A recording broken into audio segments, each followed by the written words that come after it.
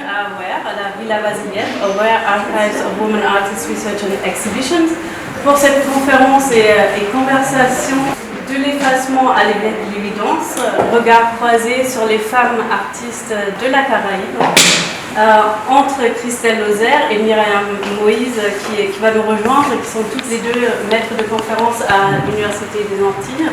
Merci Nina, bonsoir à toutes, bonsoir à tous. Ravi de vous voir si nombreux pour un sujet portant sur la Caraïbe française, qui est un espace que même encore en France, même encore à Paris, on méconnaît largement, grandement. Donc vraiment ravi de vous avoir avec nous ce soir pour en discuter. Et vous allez voir, vous n'êtes pas venus pour rien, vous n'avez pas bravé la ligne 6 et la ligne 4 pour rien. J'ai eu la chance déjà d'entendre du moins le sujet de recherche de Christelle lors d'un séminaire de recherche qu'on avait fait au Clark Art Institute l'année dernière. C'est déjà passionnant. Donc là maintenant, un an plus tard dans les recherches, je suis sûre que c'est encore génial. Donc voilà, moi je suis Louise Turin, je suis coordinatrice de projet pour AWARE, donc différents projets, mais le projet principal que l'on coordonne, c'est le projet The Origin of Others, l'origine des autres, qui est en fait un titre emprunté à Toni Morrison, qui est une grande autrice afro-américaine, états-unienne. Et on voulait parler, dans le cadre de ce projet, des artistes visuels voilà, noirs, afrodescendantes et aussi autochtones. Donc parfois, on voit qu'elles ont ce double héritage, parfois elles sont autochtones, noires, d'ascendance africaine. Donc, toujours des sujets méconnus. On parlait de l'effacement, c'est vraiment le propos. Donc c'est un projet qui dure depuis maintenant 2 ans et demi, 3 ans. On arrive en réalité à la fin du projet. Et peut-être si vous suivez AWARE, nos activités, vous avez déjà vu sur la base de données des publications qui ont été faites avec d'ailleurs de Christelle Lozère, mais aussi de Kelly Christina Grant, de Régine Cusin sur les artistes de ces espaces afrodescendants dans ce cas-là. Donc dans le cadre de ce projet, on fait des publications, des articles, mais aussi des résidences de recherche. Et vous êtes ici dans le cadre d'un compte-rendu de résidence de recherche. Donc, Christelle Lozère, ici présente, est en train de chercher, faire des recherches notamment sur l'artiste Germaine Casse, mais aussi complète ses recherches sur d'autres artistes, comme Paul Charpentier, comme Marie-Thérèse, Julien Longfou et d'autres. Et qu'elle vous présentera ce soir. Donc c'est des artistes sur lesquels, Christelle, tu fais de ce qu'on appelle un peu l'excavation archivistique. Donc c'est des artistes dont on est en train de perdre la trace. Et c'est aussi un des objectifs de AWARE. C'est des artistes, on se concentre moins sur l'ultra-contemporain sur notre site AWARE, plutôt des artistes dont les archives sont en train de disparaître. Et comme on l'a vu avec Paul Charpentier ou comme Marie-Thérèse, Julien Longfou, dont les œuvres aussi sont dont on est en train de perdre la trace, ou du moins on ne sait plus où sont les œuvres, dans quel hangar à Fort-de-France on les a stockées, ou mal stockées malheureusement. Mais voilà, donc encore une fois, merci. On va aussi à la fin d'année réaliser un colloque de recherche au Perez Art Museum à Miami, encore sur ce sujet avec un focus plus particulier apporté aux artistes photographes, donc noirs, autochtones, photographes de ces bandes chronologiques que Nina vous a données plus tôt, du 19e jusqu'au contemporain. Donc voilà, merci beaucoup encore une fois. Christelle, du coup, je t'en prie. Donc, bonjour à tous, c'est vraiment un plaisir d'être là parmi vous. Alors pour raconter en 2 mots mon parcours, je viens de Bordeaux. J'ai fait ma thèse à l'université Bordeaux-Montaigne sur les expositions coloniales au XIXe siècle, une thèse que j'ai soutenue en décembre 2009. J'ai été recrutée assez vite en 2011 à l'université des Antilles et de la Guyane. À l'époque c'était Antilles-Guyane, donc nous sommes juste Antilles. Donc sur le pôle Martinique, dans un département qui est le département d'histoire, faisant de moi, jusqu'à aujourd'hui, la seule historienne de l'art et du patrimoine. Alors j'ai eu de suite à cœur de travailler, étant donné que mon père était guadeloupéen, de travailler sur l'histoire de l'art des Antilles et de la Caraïbe. L'Antilles que je connaissais peu, j'avais abordé surtout l'histoire de l'art colonial et je connaissais très peu de choses sur la Caraïbe, hormis cette vision impérialiste que j'avais pu avoir en travaillant sur les expositions coloniales du XIXe siècle dans les villes portuaires. Alors ma première démarche, c'est bien sûr de questionner autour de moi sur l'histoire des pratiques artistiques en Guadeloupe et en Martinique, là on est en 2011, et en tout cas les collègues autour de moi, quand je parlais avec les gens, beaucoup me disaient que l'histoire de l'art des Antilles n'avait débuté qu'à partir de la Seconde Guerre mondiale, avec l'atelier 45, et que s'il y avait eu de l'art avant, il était celui de quelques artistes européens de passage, qui n'étaient donc pas antillais, voire des béquets. Et donc il y avait pour eux peu d'intérêt scientifique à travailler sur la période coloniale.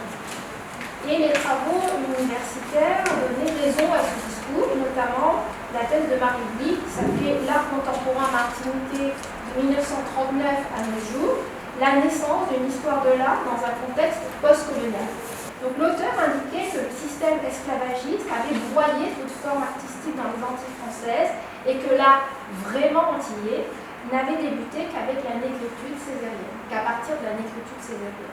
Bon, je reviendrai sur ce terme de vraiment antillais qui est un mot très très fort et qui en fait est tiré d'un article de Tropique écrit par René Imran et qui va vraiment marquer de manière totémique presque la vision qu'on va avoir de l'histoire de l'art dans ce contexte-là. C'est-à-dire que c'est un coup de poing politique en 1941 quand Césaire dans Tropique écrit il n'y avait pas d'art à la Martinique, et s'il y avait de l'art avant, ce n'était que de l'art français, de l'art assimilé, doudouiste, et donc on va gommer ça, enfin on va changer de modèle pour chercher la négritude, et donc on va débuter cette histoire de l'art qui serait vraiment antillais à partir de la Seconde Guerre mondiale. Et en fait, les travaux des universitaires, en tout cas des étudiants, débutés par cette phrase de Tropique, il n'y avait pas d'art à la Martinique avant, et ça débute avec la Seconde Guerre mondiale, avec l'atelier 45. Alors, deux beaux ouvrages, la peinture en Martinique, publiée en 2007, et Anthologie de la peinture en Guadeloupe des origines à nos jours, publiée en 2009, offrait un bel aperçu de la vision de l'histoire de l'art des Antilles en 2007-2009. Dans les deux ouvrages qui se présentent à travers des textes introductifs, puis des sélections de notices biographiques d'artistes, la peinture contemporaine antillaise, post-Seconde Guerre mondiale, occupait effectivement la place principale du récit. Alors, sur les monographies d'artistes cités dans la peinture en Martinique de 2007, on comptait 7 femmes et 31 hommes, alors j'ai fait le calcul surtout pour voir la place des femmes, soit 22% de femmes et 78% d'hommes. Et sur la période coloniale, donc on va dire 18e, 1946, en date de la départementalisation, c'est très fictif, mais au moins on a une date, on n'avait qu'une seule femme artiste citée, qui était Paul Charpentier, sur 8 seulement monographies d'artistes sur la période coloniale, alors que la période contemporaine était beaucoup plus développée, surtout donc après ce que j'appelle la fracture de la Seconde Guerre mondiale, c'est-à-dire après 1940. Pour la Guadeloupe, les monographies d'artistes citées dans Anthologie de la peinture en Guadeloupe 2009 comptent 8 femmes et 33 hommes, soit 24% de femmes et 76% d'hommes. Et pour la période coloniale, 0 femmes artistes sur simplement 6 monographies d'artistes choisis. Et quand je parle de période coloniale, c'était vraiment, on va dire, l'entre-deux-guerres, et ça touche la Seconde Guerre mondiale. C'était pas du tout le 18e, ou alors effectivement on pouvait avoir la seule biographie vraiment la plus ancienne, c'était Paul Gauguin, La Martinique, ce qui était passé. Voilà, c'était un peu ce qu'on trouvait. Donc les pratiques picturales aux Antilles avant 1939 étaient décrites comme le fait d'artistes hommes, essentiellement, composés exclusivement d'artistes voyageurs européens, comme Gauguin, et de quelques riches blancs colons qualifiés d'éveilleurs. De très rares femmes artistes sont nommées, mais aucune n'est mise réellement en valeur en dehors de Paul Charpentier, active à partir de la moitié du XXe siècle et qui possède donc une monographie. Aucun artiste noir ou métissé, homme ou femme, figure dans la narration des auteurs avant la Seconde Guerre mondiale, marquant bien sûr donc, le début de la négritude artistique et du rejet du modèle occidental dominant. Alors nous allons voir que cette écriture de l'histoire de l'art des Antilles, politique, a contribué à renforcer, sans le vouloir bien entendu, la visibilité des femmes artistes et des artistes afrodescendants du passé, en alimentant donc les idées reçues, on va dire, sur la période esclavagiste et post-esclavagiste. Alors pour vous expliquer un petit peu ma démarche, on revient en 2011, où je connais pas le terrain, j'arrive et bien sûr j'ai pris le temps de chercher, puisque vraiment c'était tout neuf pour moi. Donc j'ai commencé par une source que j'aime particulièrement, c'est la presse. Et donc petit à petit, dès que j'avais un moment, j'allais aux archives et j'ai vraiment commenté. Alors j'ai fait le sens inverse. Je suis partie, puisqu'on m'avait dit la Seconde Guerre mondiale, je suis partie tout en... J'ai fait de 1946 et je suis remontée jusqu'au 19e siècle. On va dire que la presse de 1946 à 1920 est quand même, n'était pas lacunaire, mais après ça commence à se compliquer. Donc on fait sur la période 1920 à 1946, que j'ai vraiment fait au jour le jour. Et dès que je voyais une information sur la vie artistique, un petit peu le contexte, ça m'a permis d'avoir une vision presque anecdotique, presque dans la finesse du quotidien, et voir un peu le contexte, les regards, la naissance de la critique d'art. Et je me suis aperçue qu'en fait, il y avait une activité artistique intense. Intense. Intense, c'est pas Paris, mais en tout cas, il se passait des choses. Voilà. Il y avait des choses, il y avait de la peinture, un tout petit peu de sculpture, on en parlera. Il y avait des photographes, il y avait du théâtre, du cinéma, il se passait des choses. Beaucoup de souffrance aussi. Le sentiment de ne pas être visible, il y avait déjà ça. Et puis une volonté farouche, depuis la Martinique, d'être reconnu comme artiste. Alors la situation de la Guadeloupe et la Martinique sont très différentes. Autant au XIXe siècle, j'ai découvert que c'est vraiment l'école guadeloupéenne qui était vraiment très développée, qu'à la fin du XIXe siècle, ça tombe, et c'est vraiment la Martinique qui, à partir de la fin du XIXe et surtout de l'entre-deux-guerres, et particulièrement, on le verra pour les femmes, ont été très très actives. Avec une volonté de créer un musée, avec des artistes contemporains. Il y avait les premières résidences d'artistes en Guadeloupe et en Martinique, et cela dès les années 30, avec le prix de la Guadeloupe. Donc, ma démarche a donc été de dépasser ce positionnement fortement ancré dans l'imaginaire artistique antillais, celui où seul l'homme blanc aurait présenté les arts en contexte colonial, aurait pratiqué par un travail, bien sûr, de contextualisation historique que je voulais rigoureux, dont le souci permanent était de questionner les traces des pratiques artistiques en croisant les sources primaires, la presse, les archives publiques, privées, catalogues annuaires et les sources secondaires. D'établir un vrai corpus artiste, d'inventorier les œuvres, de travailler sur des collections, de repérer des collectionneurs, de percevoir des caractéristiques, des échanges, des transferts, des circulations d'artistes, d'écrire une histoire de l'art des Antilles que je voulais décentrer, écrite depuis la Caraïbe, en questionnant en permanence les périphériques et les centres.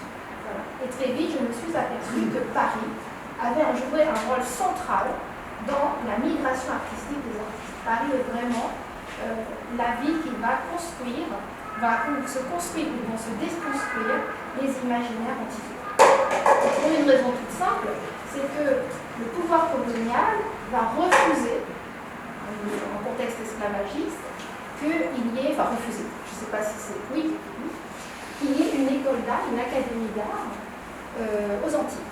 Alors, ça paraît bien, mais c'est beaucoup. C'est-à-dire que ça oblige les jeunes artistes à partir se former en France hexagonale et particulièrement à Paris. Donc on a une fuite, et ce qui est intéressant, c'est que dès la fin du XVIIIe siècle, on a des livres de couleurs qui partent à Paris, dont le plus célèbre sera le Thiers, et d'autres que j'ai redécouverts dans les salons, qui, pour certains, par exemple comme Benjamin Roullant, étaient nés esclaves, et on a découvert récemment qu'il était né esclave, alors qu'il se cachait, il a effacé sa couleur de peau. Voilà. Donc petit à petit, on redécouvre ces artistes, qui sont nombreux, j'en ai retrouvé une cinquantaine, entre le 19e siècle et la première moitié du 20e siècle. Mais ce n'est que le début, parce que je n'ai travaillé que sur Paris. On peut imaginer aussi des artistes à Bordeaux, au Havre, etc., qui venaient de la Caraïbe et qui se sont formés. Ça ne veut pas dire qu'en Guadeloupe et en Martinique, il n'y a pas de pratique.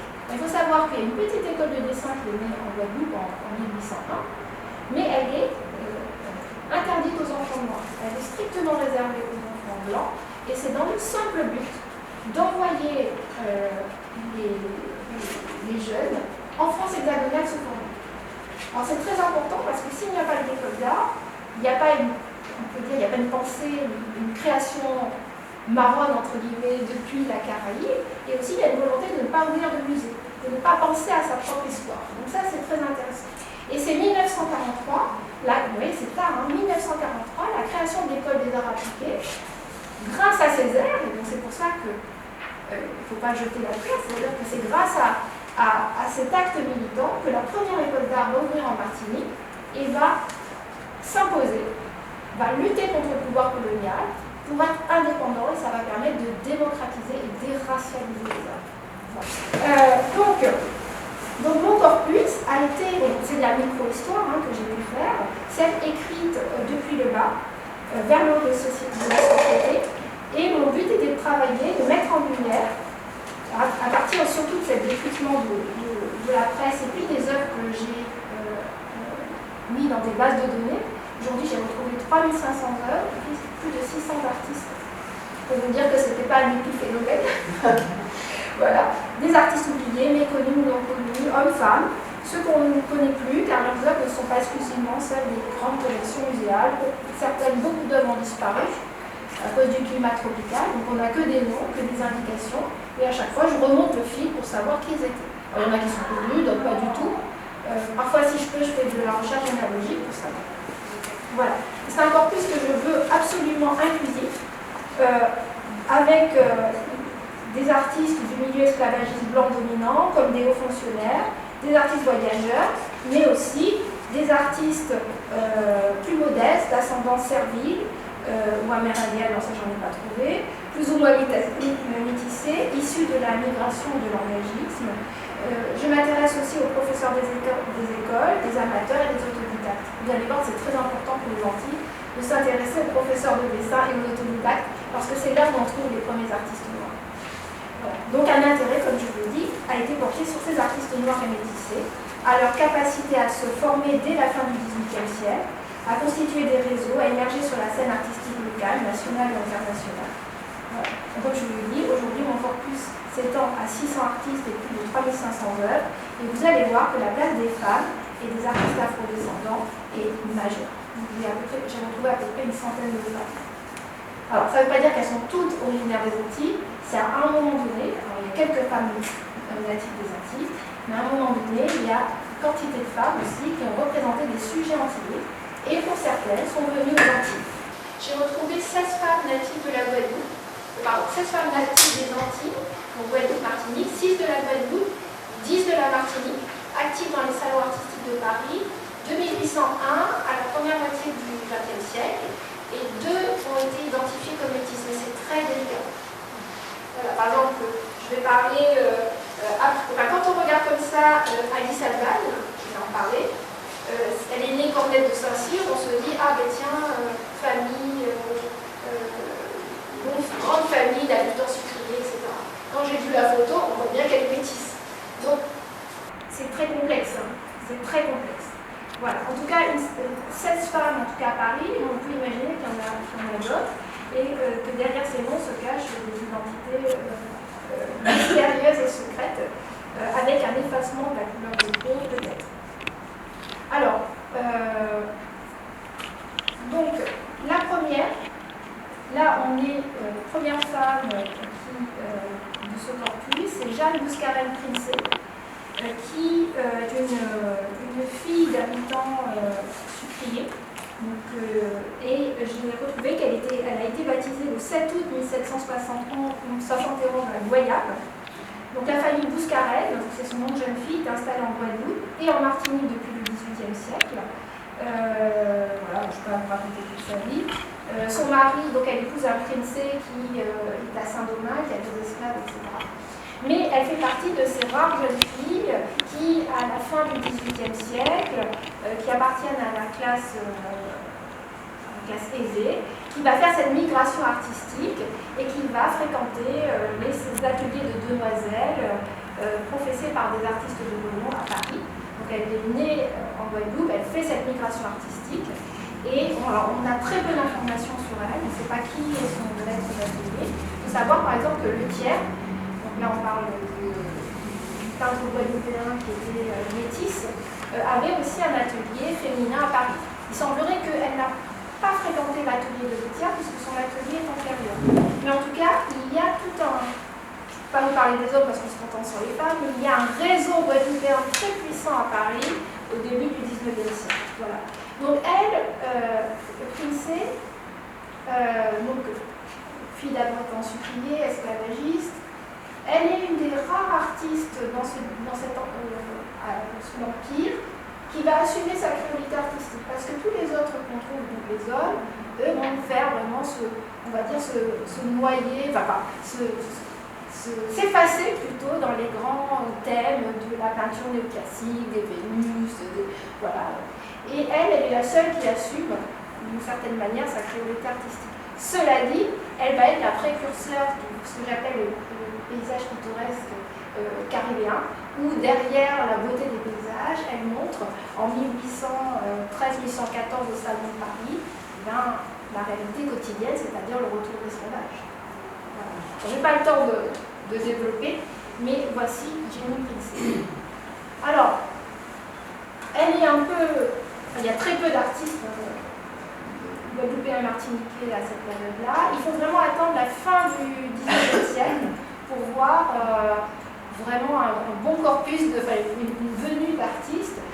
Ça peut s'expliquer aussi avec la crise sucrière en Guadeloupe et en Martinique qui amène à une professionnalisation, un besoin de connaître bien le dessin chez les artistes, et puis aussi qu'il y a de plus en plus la formation artistique qui se développe en Guadeloupe, et notamment avec la première école de dessin, je vous en ai parlé en 1801, avec Jacques-Louis Collot, qui est un élève de David, et qui va créer une école de dessin à la Guadeloupe.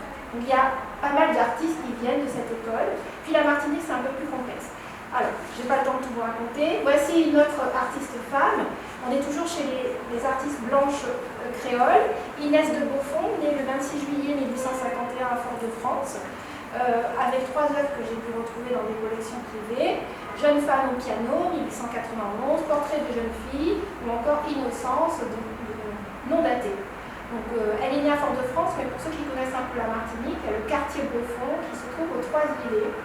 Voilà, alors il faut que je creuse encore sur cet artiste, on a peu d'œuvres.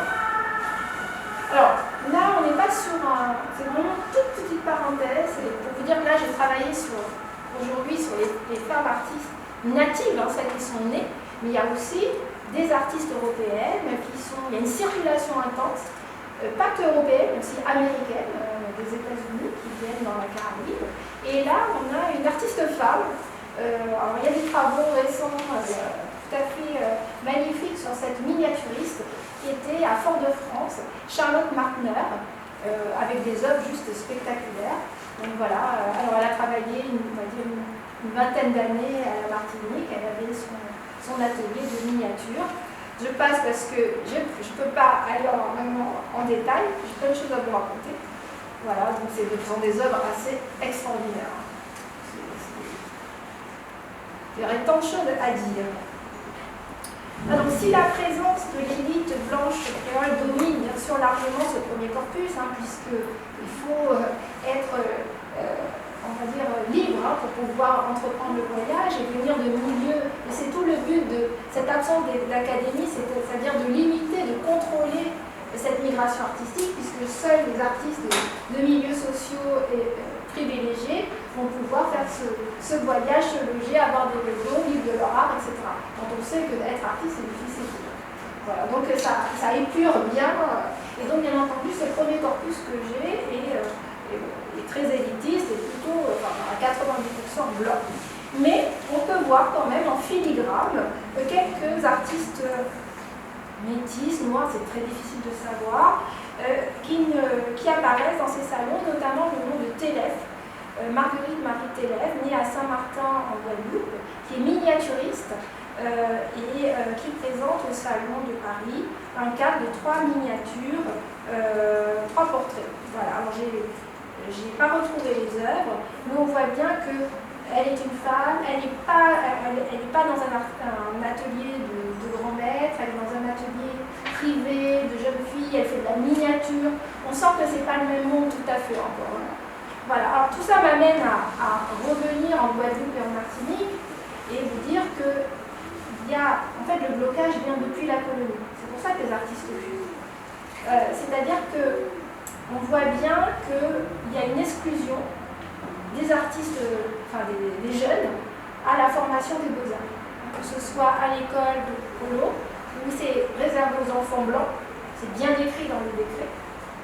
Et on voit par exemple, là je vous ai mis un extrait dans le journal, d'un peintre qui s'appelle John Détienne. On ne connaît pas grand-chose de lui, mais c'est quelqu'un qui a une maison d'éducation, qui est peintre, et qui rassure sa clientèle en disant qu'il n'y a pas d'enfant noir dans son cours de dessin. Alors que ce soit vrai ou pas, on ne sait pas. Mais en tout cas, on sent la pression qui est mise sur les artistes, que les enfants noirs ne doivent pas avoir, voilà, en tout cas le bel art. L'artisanat, on le voit clairement. Il y a vraiment une formation à ce qu'on appelle les métiers à talent, à l'artisanat, oui. Mais le bel art est réservé aux élites blanches. Alors, autre dessin, on voit l'éducation aussi pour les jeunes filles. Là, on est au pensionnat colonial de Saint-Pierre et on voit que dans l'éducation des jeunes filles, il y a des cours de dessin. Là, c'est sûrement des enfants. C'est un ensemble un carnet de dessin pour les enfants. Il y en a peut-être une quarantaine aux archives de la Martinique, absolument incroyable, de petites jeunes filles qui ont été formées. Et dans les registres de l'école, on voit bien qu'ils déplorent qu'il n'y a aucun enfant noir dans cette école. Voilà. Donc ça montre bien qu'il y a des blocages et que c'est très dur pour les artistes noirs de pouvoir être reconnus en tant que tels. Ça ne veut pas dire qu'il n'y en a pas, mais ils ne sont pas considérés comme des artistes, voire même dans les archives, on trouve qu'ils sont des barbouilleurs. Voilà. Donc, alors, c'est vraiment la grande révolution. La grande révolution, c'est la laïcisation, l'école pour tous, l'école de la République. C'est ça qui va démocratiser, déracialiser les arts. Ça, c'est très important. Et on voit bien que les populations noires et métisses, et blanches aussi, parce qu'il y a des républicains convaincus, vont avoir à cœur de se saisir de cette opportunité de la loi Jules Ferry pour vraiment, on va dire, s'approprier de l'école publique et se former dans tous les métiers, que ce soit le droit, les lettres, la musique, la peinture, enfin le dessin, rentrer dans ces écoles pour pouvoir s'infiltrer dans tous les métiers. C'est vraiment pour moi un moyen de résistance post-esclavagiste pour ce qu'on appelle la méritocratie républicaine et qui va être fortement critiquée, l'assimilationnisme. Voilà. Donc, on voit bien deux cas. La Guadeloupe et la Martinique. La Guadeloupe, le problème c'est que comme il n'y avait pas d'artistes noirs formés, on n'a pas de vivier. Et surtout, il faut un CAPES. Alors ça s'appelle le certificat d'aptitude au dessin. Alors, il faut l'avoir. Et souvent, ce sont des artistes des beaux-arts qui vont pouvoir passer le concours. En général, ils n'ont pas le prix de Rome, ils n'arrivent pas à vivre, donc ils passent le concours pour avoir un métier. Et voilà, donc le lycée de Saint-Pierre, laïque, ouvre en 1883, pareil à peu près pour la Guadeloupe et le lycée Carnot, et il faut recruter. La Guadeloupe a une stratégie. On sent bien que c'était tendu et que c'était une vraie pression. Parce que la première chose qu'ils font au lycée Carnot, c'est de mettre un artiste noir. C'est Henri Gabriel. Et ils vont le chercher en Haïti. Parce qu'en Haïti, depuis 1804, il y avait des écoles d'art. Donc Henri Gabriel, complètement effacé dans l'histoire de l'art, bien entendu, qui va être le peintre. Alors oui, c'est un professeur de dessin, c'est pour ça, c'est un vrai artiste. C'est ça. Mais alors, il a joué un rôle majeur parce qu'il va vraiment former toute une nouvelle génération. Et puis, pour la Martinique, c'est une autre stratégie. On fait venir des artistes mais qui sont républicains. Parce qu'on n'a pas de vivier en Martinique, on est en retard par rapport à la Guadeloupe. Donc, on va envoyer des artistes de Paris. Alors, il y a un certain nombre, Fulconis, Rabardel, et on va former la première femme, qui est Alice Alba, née Cornette de Saint-Cyr. Quand on voit, pour ceux qui connaissent un peu la Martinique, Cornette de Saint-Cyr, famille Becquet. Mais sa mère, c'est Mademoiselle Tavy. Et Mademoiselle Tavy, quand on fait la généalogie, c'est une femme de couleur. Et on apprend même qu'elle-même pratiquait le dessin, alors c'était interdit. Et donc elle va pousser sa fille à ne pas être allée à l'école des beaux-arts. Et alors là, j'essaye de retrouver sa trace pour savoir. Elle a son CAPES, Elle est d'abord maîtresse de dessin, professeure. Et Alice Alban, pour moi, va jouer un rôle essentiel pour la Martinique. Lycée, ce sont des petits artistes qui vont jouer un rôle majeur. Pourquoi? Parce qu'elles vont, et surtout Alice Alban, j'en suis persuadée, parce qu'à la Martinique, la génération formée par Alice Alban, ce sont des femmes redoutables. Ah oui, alors il y a Rabardel ici, qui est un peintre. Surtout que les premiers artistes de la République, ce sont des peintres parfois sans sous.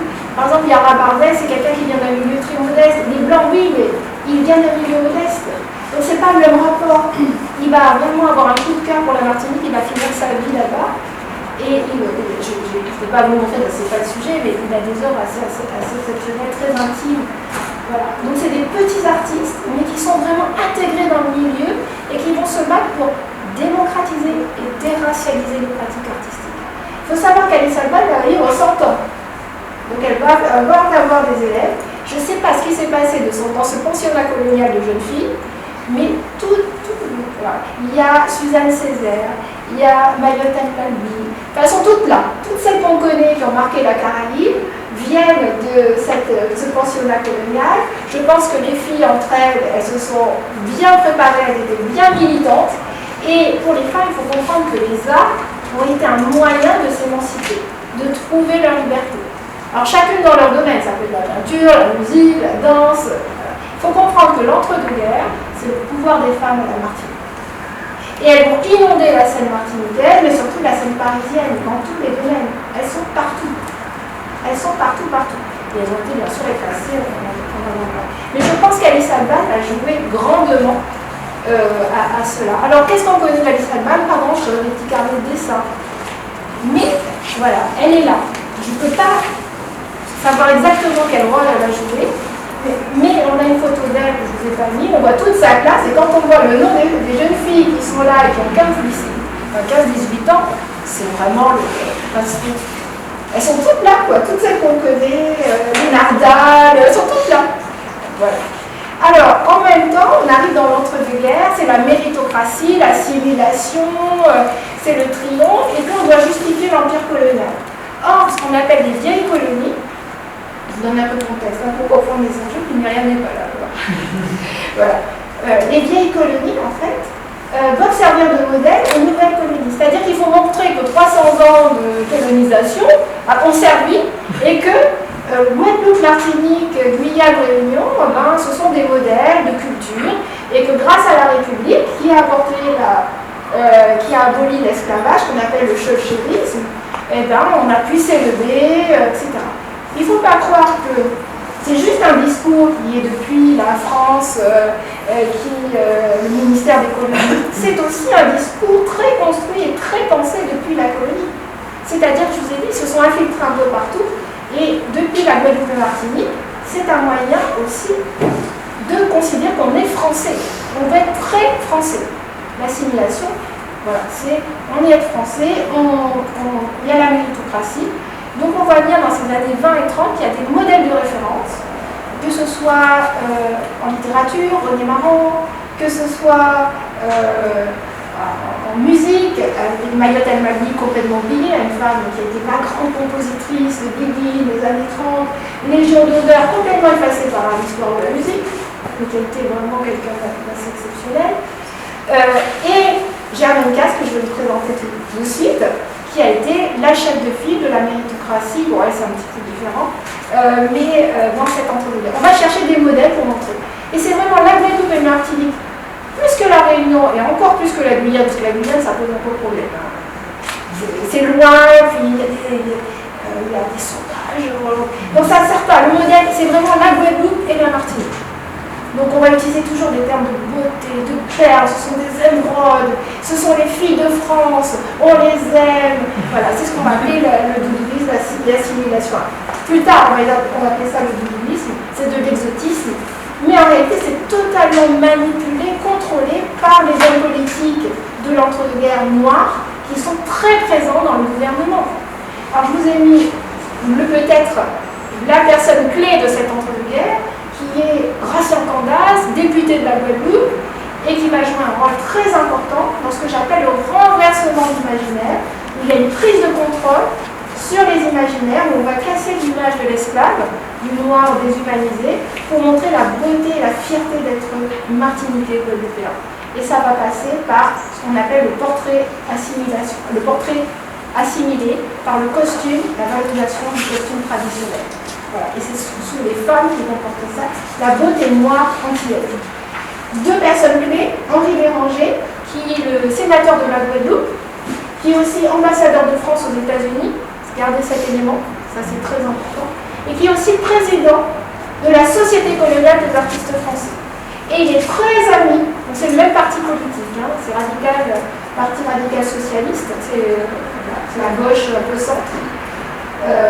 Et Gratien Cambas, voilà, qui est plutôt gauche radicale, qui est aussi très très proche de Béranger, puisque Béranger est le parrain de ses enfants. Et Béranger va faire entrer pour la première fois dans la Société coloniale des artistes français un membre qui est Gratien Cambas, premier homme noir dans une société artistique. Et premier qui vont faire entrer les femmes. J'insiste beaucoup sur cette société parce qu'elle est coloniale. C'est ça qui gêne aujourd'hui. C'est une société coloniale qui valorise l'empire colonial dans les voies propagande, mais qui est aussi tenue pendant une dizaine d'années par Henri Béranger et qui va changer les imaginaires, construire cette assimilationnisme à côté des hommes politiques qui sont Gratien Cambas, Alcide Delmont, Gaston Monnerville, etc. etc. Voilà. Et qu'est-ce qui apparaît dans cette société coloniale? Il faut comprendre que les femmes artistes à Paris, eh bien, elles ont peu de débouchés, on a un monopole masculin très important, et que les postes d'enseignants, de professeurs sont très tenus par les hommes. Hein. Elles viennent juste d'arriver dans l'espace. Elles ont des difficultés à rentrer dans les ateliers. Et il y a un modèle qui est Anna Quinto, qui est instructrice, qui va partir dans les colonies et être libre. C'est aussi un moment où les femmes cherchent leur liberté. Ouais, elles se battent pour le droit de vote, etc. Et être artiste, c'est aussi être libre. Et on s'aperçoit que dans cette société coloniale, il y a une place très importante donnée aux femmes. Elles sont partout, partout, partout. Elles reçoivent des bourses, elles partent dans les colonies, etc. J'ai mis par exemple le chiffre. Pour les sujets antillais, on a, vous voyez, c'est presque moitié-moitié. 48% 33% de femmes et 36 hommes qui vont représenter les Antilles. Ce qui, à l'époque, montre une entrée massive de ces femmes dans les colonies, particulièrement dans les Antilles. Alors voilà quelques noms, Germaine Casse, Yvonne Lévy-Engelmann, très proche de Gaston Monnerville. Je soupçonne même qu'elle soit sa maîtresse. Germaine Fournier, qui est prix de la Guadeloupe, qui sera en résidence d'artiste en Guadeloupe en 1934. Mais il y en a plein d'autres, hein, je vous ai dit 34. Bon, je reviens sur les femmes. Ça va, je dépasse pas ça. Parmi ces artistes, il y en a une qui m'occupe depuis plusieurs années, parce qu'elle est surprenante. Au début, quand j'ai commencé, c'est vraiment l'artiste, quand j'ai commencé à travailler en 2011, j'ai commencé par elle, parce que comme je venais du colonial, j'ai commencé à travailler sur cette société coloniale des artistes français dont les sources sont bien cernées, donc c'était facile à exploiter. Et puis petit à petit, j'ai les découverts. Et là, maintenant, je suis presque dans une quête initiatique. Je vais aller à Avignon pour voir où elle a grandi. Je regarde sur la page, j'essaie de voir tout ce qu'elle a vécu, parce que c'est une femme troublante. Et voilà. Alors, elle n'est pas native des Antilles, mais elle est originaire des Antilles très fortement. C'est pour ça que dans le titre, j'avais mis originaire et pas native. Elle est née en 1881 à Paris, et elle est la fille de l'homme politique guadeloupéen Germain Casse, abolitionniste, militant. Alors quand je dis militant, c'est qu'il a été même emprisonné. Et il est ami de chercheurs. Et de Julie John, institutrice privée, originaire du Sénégal. Sa grand-mère maternelle, Marie John, est issue du métissage d'un officier britannique et d'une Peul, née vers 1811 à Saint-Louis. Alors pourquoi j'ai découvert ça? C'est que par hasard un jour, je suis tombée sur un article de Afro-Américain où il parlait, il y avait un bel article sur Germaine Casse où il parlait de son sang noir. Alors là, c'est vrai que quand on la voit en photo, on se dit, on ne voit pas forcément qu'elle est noire. Et ça m'a intriguée pendant très longtemps. Pourquoi elle serait noire? Germaine Casse, j'ai pas vu, mais c'est très complexe hein, pour savoir, on ne voit pas forcément. Donc j'ai creusé et c'est comme ça que petit à petit j'ai compris que c'était par sa mère qui était originaire du Sénégal et qu'effectivement il y avait bien du Black Blue dans ses veines. Et très probablement, elle est très proche d'Henri Béranger de Gratien Candas, et c'est possible qu'à un moment donné, même c'est certain, Béranger, mais ça c'est à creuser, c'est dans une nouvelle histoire, peut-être un jour, c'est possible qu'il y ait une promotion de Germaine Casse depuis les États-Unis avec la Renaissance de Harlem. Pourquoi? Parce que Alain Locke parle de Germaine Casse dès les années 20, au moment où elle part en Guadeloupe en mission artistique. Et Alain Locke dit, mais c'est vraiment une ligne, hein, il dit en France, il y a la représentante du New Negro, en tout cas qui se rapproche, qui fait un effort pour bien connaître, représenter dignement les Noirs, en tout cas faire l'effort, c'est Germaine Casse. Et ça, c'est dès les années 20. Et on va retrouver dans la presse afro-américaine, et puis après l'historien G.A. Rogers va parler de Germaine Casse comme étant la peintre française de la Renaissance de Harlem et également de son père Germaine Casse, qu'il présente comme mulâtre. C'est-à-dire que depuis les États-Unis, elle est noire et son père est noir. Voilà. En tout cas, depuis les États-Unis, elle est perçue comme noire. Ça, c'est assez intéressant. Alors, Germaine Casse, elle part, je ne vous raconte pas toute sa vie parce que c'est un vrai roman photo. Elle arrive en Guadeloupe en 1923, elle fait une exposition, c'est dans des conditions assez folkloriques, et elle crée surtout la Société des artistes antillais, elle fait son premier salon en 1924. Et ça, c'est une archive qu'on peut trouver au archive départemental de la Guadeloupe. Alors, pendant très longtemps, j'ai vu cette affiche, et je ne l'ai pas regardée vraiment en fait. Et c'est grâce à Aware où j'ai fait l'effort de m'intéresser aux femmes. Je les voyais beaucoup dans mon corpus, mais je n'avais pas compris les enjeux de cet effacement. Et à un moment donné, l'affiche m'a sauté aux yeux. Je me suis dit, mais mince, qu'est-ce qu'elle nous montre Germaine Casse en 1924? Il faut reprendre tout le passif. Hein. Là, interdit aux Noirs, la difficulté aussi de formation des artistes, de reconnaissance des artistes noirs. Et qu'est-ce qu'elle nous montre en 1924? C'est une femme noire, derrière un paysage, qui est en train de montrer une société des artistes antillais. Elle est habillée, elle est moderne, elle a des chaussures, c'est pas tout à fait une adéquate, enfin moderne pour l'époque. Et elle tient, alors ça j'ai pas encore déterminé, je pense que c'est l'emblème de Pointe-à-Pitre, il faut que je creuse. Mais en tout cas, après, à côté d'elle, elle a quoi? Une palette, elle a un encrier avec la plume, elle a peut-être une tête sculptée. En tout cas, elle maîtrise tous les arts. Et là, on voit encore une jeune femme qui tient un dessin et qui est en train de faire le paysage de Pointe-à-Pitre. Il faut comprendre ce que ça représente en 1924, cette image-là, à la Guadeloupe. Et ce que ça représente pour les jeunes filles comme modèle de réussite. Il faut comprendre que Germaine Casse, elle repart à Paris, elle a son atelier, qui est juste à rue d'Alésière, pardon. C'est vraiment pas très loin.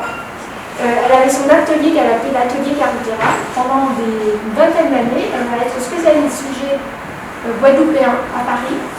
Et elle travaille dans les cabarets, voilà, où elle fait des décors de théâtre. Elle a ce qu'on appelle l'atelier Carriera, où elle va être une repéreuse de talent. Par exemple, pour ceux qui connaissent Moon de Rivel, c'est elle qui va la repérer. Alors, j'ai pas faut creuser, on a peu d'informations sur cet atelier Carriera, mais elle faisait salon. Et c'est très probable qu'il y avait deux salons dans l'entre-deux-guerres, l'atelier de Germaine Casse, enfin le salon de Germaine Casse, et plus tard, le salon des Sœurs Nardal. Jamais les Sœurs Nardal vont parler de Germaine Casse. Pourquoi? Parce qu'elle est politique. C'est une fille de député, et elle prône l'assimilation, le colonialisme. C'est ça la difficulté avec nos artistes. C'est qu'il y en a, elles sont filles d'habitants sucriers. Germaine Casse, elle fait partie de cette société coloniale.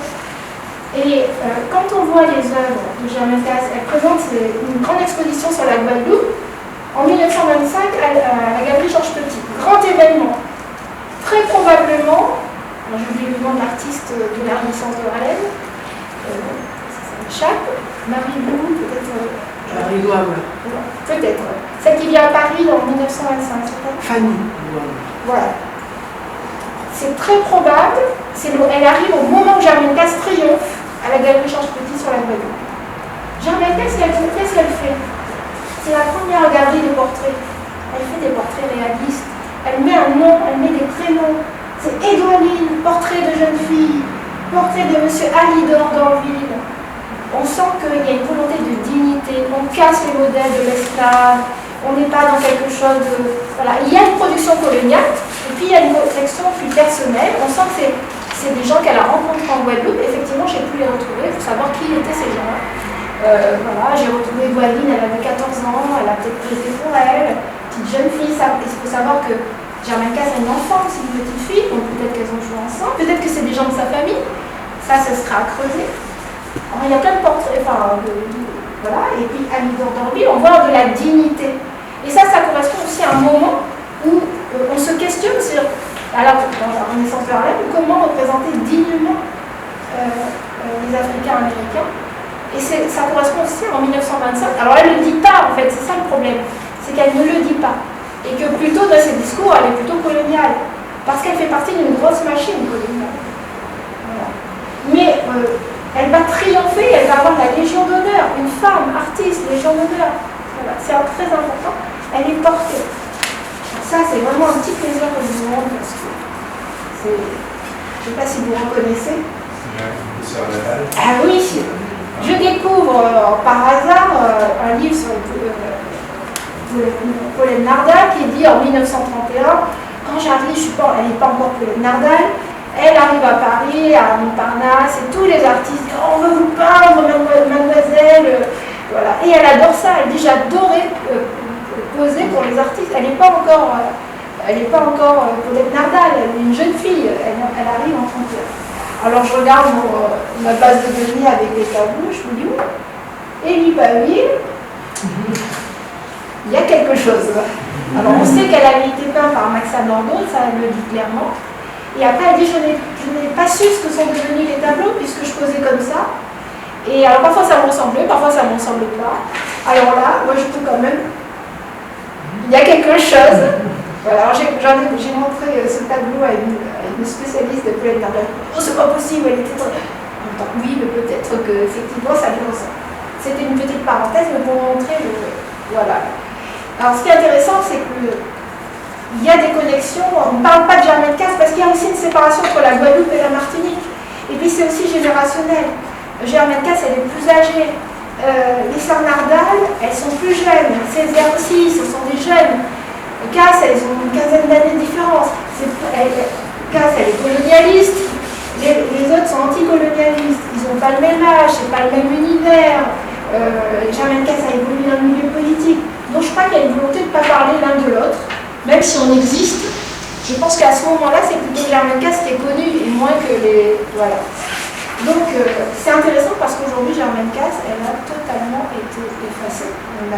Alors qu'elle était ultra présente dans la presse, c'était vraiment la star. Et on voit bien à la fin de sa vie, elle décède dans la misère, et même à un moment donné, elle dit, elle est soucieuse, elle dit j'ai vu, parce qu'elle est le centenaire de l'abolition, j'ai vu qu'on a encore pensé à moi, Gaston Monnerville m'a invité. On sent que c'est violent pour elle, c'est-à-dire qu'elle n'a pas passé le cap de la Seconde Guerre mondiale, cette fameuse ce basculement qui s'est passé à la Martinique. Et elle est classée dans les bidouillistes, colonialistes, l'art français, etc. Et on l'a complètement oubliée, elle décède à tout perdu. C'est vraiment le hasard qui fait qu'on a pu j'ai pu la retrouver. Donc dans ces années 30, c'est une toute jeune artiste qui vient de la Martinique, qui est Marie-Julien Mifou, qui est née à Fort-de-France, mais qui vient plutôt du quartier, je ne sais pas si vous connaissez les Rivière-Salée et les Trois-Îlets. Et elle est la première femme, la première sculptrice des Antilles. Alors pareil, c'est la même destinée de femmes, parce qu'on voit bien la difficulté, c'est-à-dire que les femmes, elles ont plusieurs difficultés. Elles sont femmes, parfois elles viennent de noires et métissées, elles viennent de milieux ou de la bourgeoisie noire, mais elles sont des femmes. Donc c'est compliqué. Donc on le verra par exemple avec Paul Charpentier, on va l'empêcher de poursuivre sa carrière artistique, elle sera autodidacte et elle va souffrir. Et on voit bien même pour Marie-Thérèse Mifou, c'est parce que on sent qu'il y a la générosité des gens, elle va avoir une bourse coloniale, mais c'est très dur. Elle commence tardivement parce qu'elle n'a pas l'argent. C'est-à-dire qu'elle est douée. On va la trouver dès les années 35-36 en plein tricentenaire, où elle présente à un Martinique son œuvre phare qui s'appelle Tam Tam. Alors aujourd'hui, Tam Tam, on se dit que ça fait très colonial, mais pour elle c'était très engagé, c'est le tambour qui représente un joueur de bélé en fait, et qui est le cœur dans le pavillon de la Martinique. Je n'ai pas le temps de vous raconter le contexte, mais c'est l'œuvre clé, et dans la presse martiniquaise on est très fiers de cette jeune artiste, et grâce à ça, elle a une bourse qui lui permet d'aller se former à Paris. Donc là, à Paris, elle a énormément de succès. Elle a du succès, elle est formée dans les écoles d'atelier, et elle va être primée en 1938 avec l'Offrande, qui est une œuvre, elle se fonde dans les sujets des écoles des beaux-arts. On va avoir aussi un athlète qui va lui permettre d'avoir des prix. On la trouve, mais on ne la trouve pas dans la Société coloniale des artistes français. Alors est-ce que c'est volontaire ou pas? Je ne sais pas. En tout cas, elle ne fait pas partie de ces réseaux. Et malheureusement, si on ne fait pas partie des réseaux d'ASCAF, parce que ça dépend du ministère, on est effacé. Et il y a ce sentiment, et c'est là que petit à petit naît la fracture à la Martinique, parce qu'en Guadeloupe, il n'y a plus rien, malheureusement. Il ne se passe plus rien en termes d'art. C'est un gros problème. Voilà, donc on sent qu'il y a une attente particulière à ce moment-là, et les officiels regardent à peine les artistes martiniquais. Donc, petit à petit, il y a un sentiment de colère. Depuis la Guadeloupe, on laisse les œuvres se détériorer. Notamment, il n'y a qu'un seul musée, c'est le musée Schoecher. Donc, je vous dis, le conservateur est Henri Gabriel. Et les œuvres sont en train de pourrir. Il y a des cyclones, il ne se passe rien. Les œuvres qui sont choisies, c'est des œuvres très classiques, il n'y a pas d'œuvres sur l'histoire locale. On sent vraiment qu'il y a une colère et un désintérêt absolu des pouvoirs publics pour organiser une vie artistique et muséale. Alors, donc on sent la colère en Guadeloupe, et à la Martinique, ils se sentent vraiment... c'est-à-dire les officiels disent oh, c'est formidable, vraiment, bravo, vous faites plein de choses. Et puis quand il y a un ouvrage qui s'appelle Belle et Fiaranti, personne ne parle des artistes martiniquais, on met en avant que les artistes européens. Donc là, on sent que c'est la colère. C'est la colère, et c'est ce qui va amener à cette fracture de la Seconde Guerre mondiale. Et en même temps, dans la Caraïbe, ça explose. Ça explose à Cuba, ça explose à la Barbade, ça explose à la Jamaïque. Il y a des mouvements anticolonialistes, les artistes commencent à s'engager. Souvent des artistes qui étaient formés à Paris, à Madrid, mais surtout à Paris, ça explose. Et donc tout ça, ça fait écho. C'est-à-dire que quand Aimé Césaire arrive pendant la Seconde Guerre mondiale, il y a déjà un foyer de rébellion, ça grouille, Haïti pareil, ça grouille, il y a l'influence de la Renaissance de Harlem, il y a l'influence de l'africanisme qui commence à... Voilà, ça grouille de partout, et il y a une colère. Et donc c'est à ce moment-là, et alors la Seconde Guerre mondiale va faire tout basculer, parce qu'il y a le sentiment que on nous a fait croire qu'on était français, etc. Et en un pavement de bois, c'est l'amiral Robert, c'est la montée du fascisme, c'est la misère, et c'est les vieux mécanismes de l'esclavage qui reviennent, la peur d'un retour à l'esclavage. Il faut savoir qu'il y a eu une première abolition, puis un retour d'esclavage. On n'est pas à l'abri qu'il y ait un retour d'esclavage dans la Seconde Guerre mondiale. Donc il y a une colère. Et cette histoire de beauté, on sent que c'est n'importe quoi. Et c'est là où Césaire arrive, il retourne au pays. Et voilà. Et il y a cette volonté de créer une école au départ, non pas parce que on a vraiment une volonté d'ouvrir une école et de démocratiser, de déracialiser les arts. Non, non. C'est parce que la Martinique et la Guadeloupe sont autonomes et que le problème, c'est que pour vivre, on se dit qu'il va falloir faire appel au tourisme qu'on est en train de développer au maximum depuis les années 30 avec des messageries transatlantiques et dont les artistes participent bien entendu à créer de belles images touristiques, parce qu'on se dit qu'on va lutter contre la misère sociale grâce aux artistes en créant une belle image touristique auquel les artistes martiniquais participent aussi. C'est une vraie politique. Voilà. Et là, on se dit que ce n'est plus possible. C'est plus possible, on ne peut pas montrer de fausses images. Donc, on voit bien dans les tableaux de la Seconde Guerre mondiale, des sons hyper forcés, on sent bien que ça grouille. Voilà. Donc, la rébellion, l'éclatement arrive. Alors, je vous montre quelques œuvres de Marie-Thérèse Mifou. passé dans les années 50, où on voit qu'elle va s'approprier de l'image de la femme noire. On est dans d'autres dynamiques, hein, post-atelier de 45. Et c'est le début aussi de Paul Charpentier, hein, dans les années 30. Mais c'est juste une ligne hein, sur Paul Charpentier. Je vous ai dit, elle n'est pas formée, elle est autodidacte, ses parents refusent, elle vient de la bourgeoisie noire. Son père refuse qu'elle pratique les arts parce que c'est pas un métier pour une jeune fille. Donc elle va pas avoir de bourse coloniale. Et donc elle va se marier avec Hector Charpentier, qui est aussi un peintre, et il va avoir leur atelier à Saint-Pierre. Voilà. Donc ça c'est ce que je vous disais, 1941, et Tropique. L'art vraiment antillais. Et là c'est le basculement. C'est-à-dire que c'est le rejet de tout ce qui s'est passé avant. Cet art qui, je vous l'ai dit, était très dirigé, très sous contrôle des femmes, et notamment Germaine Casse et pour la Guadeloupe et pour la Martinique, une quantité de jeunes filles qui sont en quête de liberté, féministes. Le terme de doudouisme apparaît à ce moment-là et il n'est pas anodin, hein, parce qu'une doudou c'est une femme qui est forcément trop maquillée. Donc le terme est très choisi. Et dans Tropique, on va militer pour un art qui serait vraiment entier, c'est-à-dire pas ce qu'on appelle de la singerie européenne, de l'assimilation, qui serait qu'un art qui serait assimilé dans le monde français, et qui pourrait retrouver un art qui serait nègre par le surréalisme, hein, puisque un événement improbable, c'est l'arrivée de André Breton, André Masson, qui fuit la guerre européenne, qui veulent aller aux États-Unis se protéger et qui font un exil forcé à la Martinique. Et c'est la fameuse rencontre entre Breton et Césaire. Il y a Larme aussi, et qui vont créer donc cette révolution esthétique portée par les valeurs du surréalisme. On va chercher à défaire le modèle occidental pour réinventer, se réapproprier de la négritude. Alors, on sait que Lung Fu, elle va participer, quand elle revient de Paris, elle va passer, je ne vous ai pas donné son évidence, son grand-père était chinois, ses grands-mères étaient afro-caribéennes, donc elle est vraiment au cœur du métissage.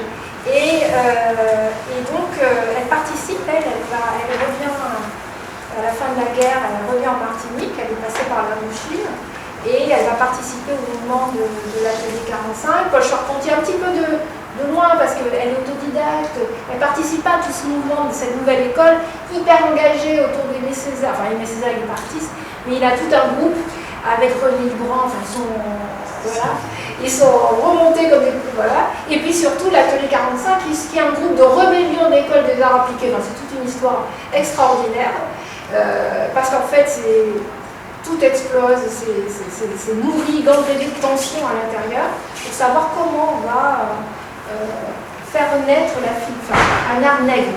Et donc on veut enlever, on va faire un nettoyage dans les écoles de tous ces artistes qu'on considère comme blancs, et qu'on va effacer de l'histoire de l'art parce qu'on considère qu'ils sont de la vieille école et qu'on veut tout.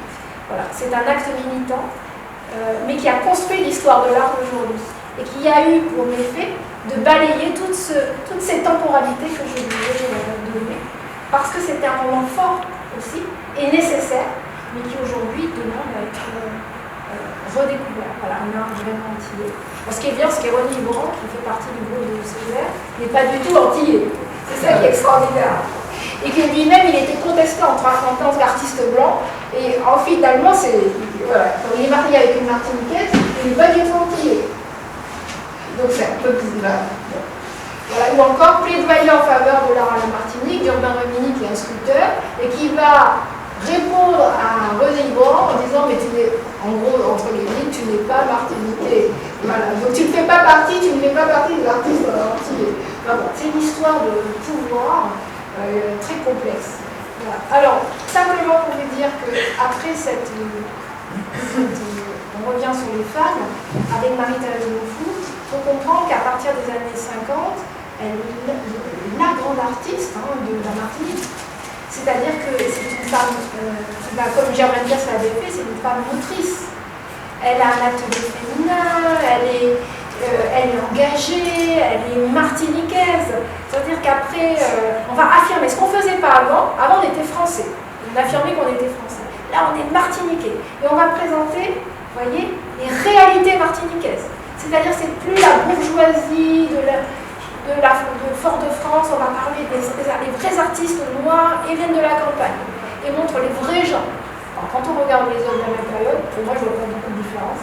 Et quand on connaît la Martinique, bon, l'urbain est mais c'est un sentiment. Et ce qui est bien, c'est que l'ancienne école est avec la nouvelle école des jeunes. Enfin, bon, c'est très complexe, on le voit bien, mais c'est militant. C'est-à-dire que ça ouvre la voie à un art qui est engagé, militant, identitaire. Ce qu'il n'y avait pas avant.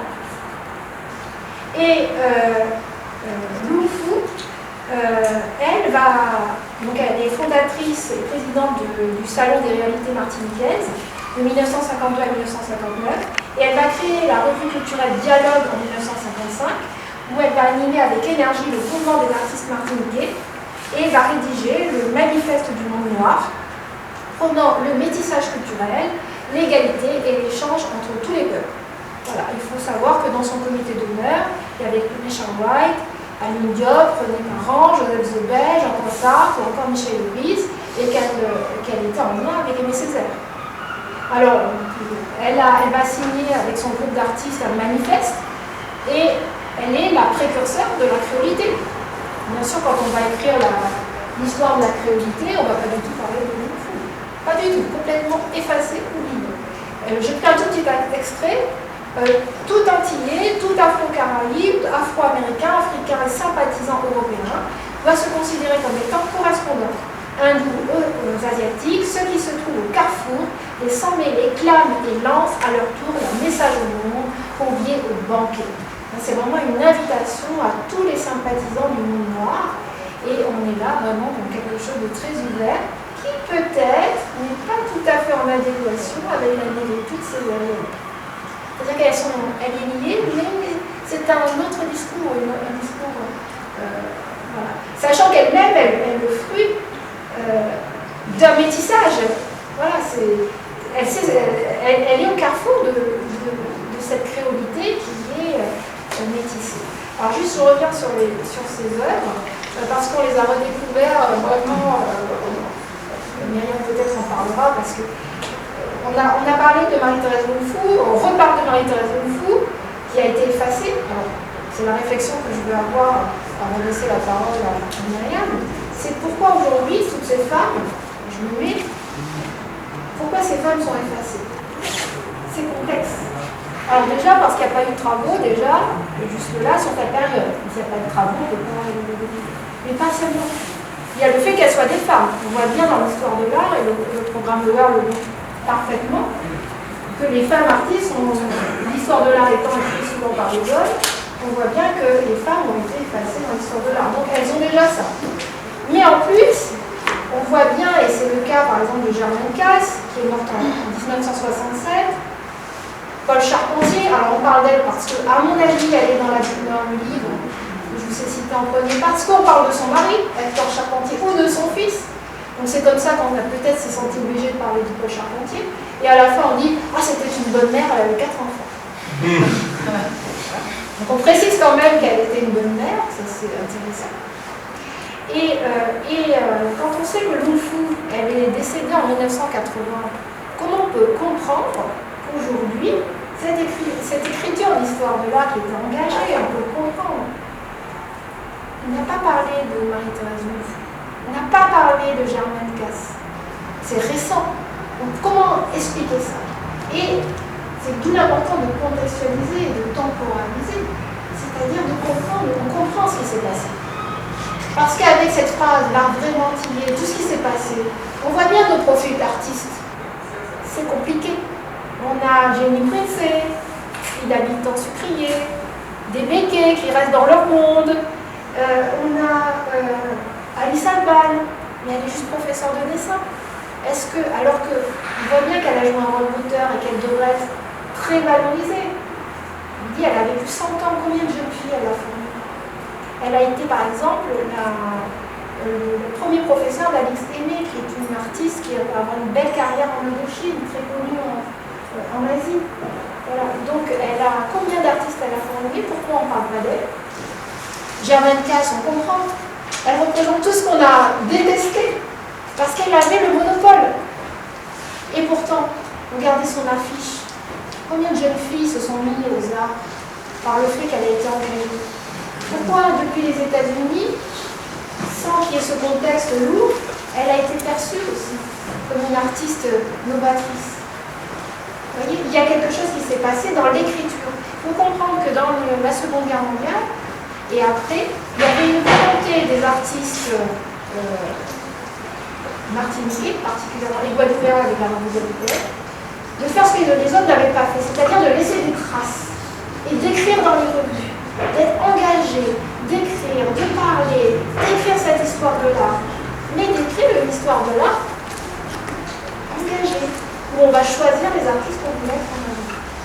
Donc ce sera intéressant de savoir pourquoi on ne parle pas de Marita Nankou, ou si on parle d'elle, c'est en tant que dessinatrice de livres pour enfants et de livres de cuisine. Voilà. Je vous remercie.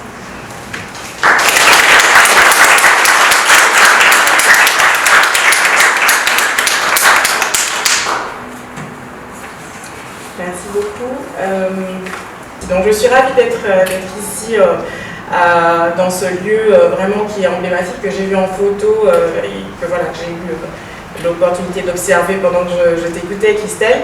Pour revenir donc à la transition que vous avez proposée, monsieur, une transition effectivement toute faite sur l'épisode sur le déboulonnement des statues de Victor Schœlcher. Il faut savoir qu'il y avait plusieurs statues de Victor Schœlcher qui avaient été faites par Marie-Thérèse Longfou, parce que pour le coup c'était une artiste qui avait des commandes publiques, ça aussi il faut le préciser. Elle avait des commandes publiques, elle avait aussi les billets de banque, je pense que Christelle pourra en parler tout à l'heure aussi. Et donc c'est vrai qu'il y a eu d'abord la destruction totale de la statue de Victor Schœlcher dans la ville de Schœlcher. Et c'est à la suite de cette destruction que nous avons approché, nous étions un groupe de jeunes intellectuels, jeunes et moins jeunes, à approcher les maires des villes où il y avait des bustes encore de Victor Schœlcher, puisqu'en fait notre objectif c'était de préserver ces pièces, ces œuvres artistiques, et de privilégier une démarche plutôt pédagogique, un peu comme dans les îles de la Caraïbe, comme à Barbade, où ils avaient finalement fait une cérémonie pour le retrait avec la population de Lord Nelson. Et pour le coup, en Martinique, c'est bien le seul endroit, je pense, où on a détruit des statues d'abolitionnistes, pour le coup. Donc c'est vrai qu'on cherchait vraiment à faire comprendre, à ouvrir le dialogue, et donc on a approché le maire du Lamentin, donc la première ville économique de Martinique, où il y avait ce buste de Marie-Thérèse Longfou avec cette fresque qui était très problématique. En fait, c'était surtout le socle qui était problématique, parce qu'il représentait véritablement des scènes d'Africains mis en esclavage. C'était vraiment un buste très problématique. Le maire du Lamentin a accepté, sur le modèle de Barbade que nous lui avons montré, d'organiser une cérémonie de dépose du buste de Marie-Thérèse Longfou, et c'est ainsi que j'ai eu la chance de rencontrer la petite fille de Marie-Thérèse Longfou qui, elle, était en larmes pendant que monsieur le maire du Lamentin préservait avec son corps, de tout son corps, ce buste, parce que finalement, bien évidemment, la cérémonie n'était pas aussi taillée qu'à Barbade, et donc il fallait prévoir certainement plus de rambades, de balustrades pour empêcher les débordements. Donc il y a eu des débordements, et donc il protégeait le buste de son corps, et ce buste a été préservé. Par contre, tout le socle a été détruit, mais à coup de machette, véritablement. Donc je n'ai pu garder qu'un petit morceau que j'ai ramené à la maison, et j'ai repéré cette dame un peu, parce qu'elle avait été invitée, la petite fille, qui a parlé donc du travail artistique de Marie-Thérèse Longfou, qui lui a rendu hommage dans un brouhaha assez incontestable. Je ne suis pas sûre que tout le monde l'ait bien écouté. En tout cas, j'ai pris son numéro pendant tout cela, j'ai pris son numéro, et donc j'ai dit à Christelle, mais écoute, il faut vraiment qu'on cherche, qu'on trouve une stratégie pour valoriser les travaux de Marie-Thérèse Longfou, et c'est ainsi qu'on a contacté la petite fille qui nous a donné accès à ce lieu que moi je vois comme vraiment une caverne d'Ali Baba. Enfin, il y a des œuvres magnifiques qui ne sont pas préservées et qu'on cherche aujourd'hui à valoriser. Je pense que ce lieu en lui-même peut très bien être transformé en résidence d'artistes, avec exposition, avec conférences, avec voilà. C'est vraiment un lieu qui a beaucoup de potentiel, mais qui est laissé à l'abandon, avec des statues qui sont en plus visibles de l'extérieur. Et avec une famille très inquiète que les activistes rouge-vert-noir, comme on les appelle, même si le drapeau rouge-vert-noir est aujourd'hui officiellement le drapeau de la Martinique, mais les activistes rouge-vert-noir qui sont censés, selon la famille, qui pourraient détruire... moi, je pense que c'est peut-être un petit peu exagéré. Je pense que, sincèrement, les activistes ne savent pas que c'était Marie-Thérèse Longfou qui était à l'origine des œuvres qu'ils ont détruites. Et je ne pense pas non plus qu'ils aient fait attention à la démarche de cannibalisme esthétique qu'il y avait autour de ces œuvres, puisque, comme vous le savez peut-être, Aimé Césaire, et d'ailleurs c'est Suzanne Césaire d'abord qui avait proclamé cette nécessité du cannibalisme esthétique, et tu en parleras, c'est en réponse au doudouisme finalement, donc une sorte de contre-exotisme.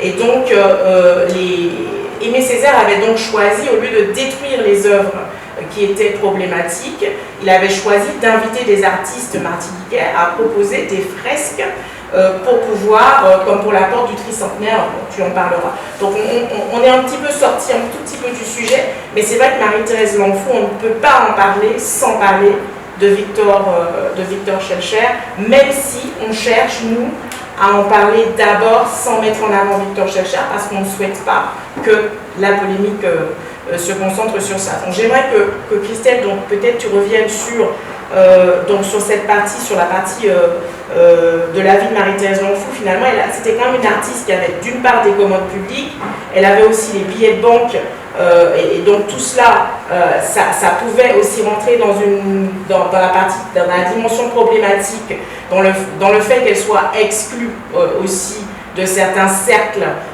d'artistes. Et puis tu pourrais aussi peut-être développer, je ne sais pas si tu l'as fait parce que du coup j'ai tout raté, mais peut-être que tu pourrais développer sur l'importance aussi du pensionnat colonial, tu l'as fait, qui aujourd'hui, ce pensionnat colonial dont tu as parlé donc, qui aujourd'hui qui a été détruit en une nuit, et je veux vraiment insister, je ne sais pas si tu l'as dit ça. Non, j'ai pas. Non, qui a été vraiment détruit en une nuit, donc c'est vraiment l'effacement par excellence, ce pensionnat qui finalement est le lieu qui a généré tout cet intellect féminin, eh bien, il a été détruit en une nuit, en catimini, sans que personne ne sache, totalement rasé. Et c'est vraiment de l'effacement, alors que vous voyez comment tous les efforts sont rassemblés pour préserver le lycée Schœlcher, qui lui a hébergé Aimé Césaire, François Manon, voilà. Donc je voulais juste dire cela. Christelle, Non, mais j'ai parlé effectivement du pensionnat colonial. C'est vrai que c'est en retournant dans les archives que j'ai vu le dynamisme de cet établissement. Et même quand il est à Saint-Pierre avant, puisque c'est la catastrophe de Saint-Pierre qui a fait qu'il se retrouve après réouvert à la Martinique. Et aujourd'hui, il n'y a même pas de travaux universitaires sur ce pensionnat colonial, alors qu'il y a des archives. C'est vrai que là, pour les étudiants, je pense qu'il y a matière vraiment à... Et tu vois, je n'avais pas pensé à ça, mais est-ce que c'est contre les femmes? Est-ce que pourquoi? Est-ce qu'il y a je sais pas, une indifférence? Oui, moi je pense que c'est une indifférence. Je pense sincèrement qu'en fait... Le terme colonial peut-être?